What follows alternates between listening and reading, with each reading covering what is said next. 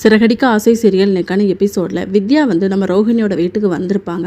அப்போ ரோஹிணி சொல்லுவாங்க, நான் இந்த ஊரை விட்டு வேறு ஊருக்கு போகிறேன்டி, மனோஜ் மட்டும் எனக்கு பணம் தந்துட்டான், அதை கொண்டுட்டு நான் கிளம்பி போயிடுவேன். எங்கள் அம்மாவும் என் பையனும் எங்கள் சொந்த ஊருக்கு போயிடுவாங்க. இனிமேல் மனோஜை வந்து என்னால் கன்வின்ஸ் பண்ண முடியாது அப்படின்னு சொல்லிட்டு, நீ ஒரு டைம் பேசி பார்க்க வேண்டியதானே அப்படின்னு சொல்லும்போது, நான் எவ்வளவோ பேசி பார்த்து தோத்துட்டேன்டி, அவனும் சரியாக எனக்கு ஈடு கொடுக்க மாட்டேங்கிறான், எங்கள் மாமியாரும் என்னை ஏற்றுக்க மாட்டாங்க அப்படின்னு சொல்லிட்டு ரொம்ப தேம்பி தேம்பி அழறாங்க. வித்யா தான் ஆறுதலாக பேசிக்கிட்டு இருக்காங்க. இன்னொரு பக்கம் மீனா வந்து அவங்க ஆஃபீஸில் இருக்கும்போது அங்கே சிந்தாமணியுமே இருப்பாங்க. இப்போ ஒரு பெரிய கம்பெனியோட மேனேஜர் வந்திருப்பார். அவர் பூ டெக்கரேஷன்லாம் பண்ணணும் அப்படின்னு சொல்லிட்டு சிந்தாமணிக்கிட்ட ஃபுல்லாக இங்கிலீஷில் பேசுவார். ஆனால் சிந்தாமணிக்கு இங்கிலீஷ் தெரியாதனால குழம்பி போயிட்டுருப்பாங்க. அவர் எந்திச்சு கிளம்பலான்னு போகும்போது மீனா தான் இங்கிலீஷில் பேசி, உங்களுக்கு வந்து நாங்கள் நல்லா ஹை குவாலிட்டியாக நல்லா ப்ராப்பராக பண்ணித்தரோம், பட்ஜெட் எல்லாமே ரொம்ப கம்மியாக தான் வரும், அதையும் நான் சொல்கிறேன், எல்லாமே ஒரிஜினல் ஃப்ளவர் தான் அப்படின்னு சொல்லிட்டு இங்கிலீஷ்லேயே பேசுவாங்க.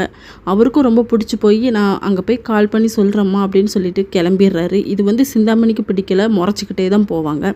அடுத்த சீனில் முத்துக்கிட்ட வந்து மீனா வந்து சொல்லிக்கிட்டு இருப்பாங்க, நான் ஆஃபீஸில் இருக்கும்போது சிந்தாமணியும் வந்துச்சு, அவர்கிட்ட வந்து ஒரு பெரிய கம்பெனி மேனேஜர் வந்திருந்தார், அவர் வந்து ஃபுல்லாக இங்கிலீஷில் பேசினார், ஆனால் இவளுக்கு தான் இங்கிலீஷ் தெரியாதே, கடைசியில் நான் பேசி அந்த ஆர்டர் மட்டும் எனக்கு கிடச்சின்னு வச்சுக்கோங்களேன், நம்மளுக்கு பெரிய லக்கு அப்படிங்கிற மாதிரி சொல்கிறாங்க.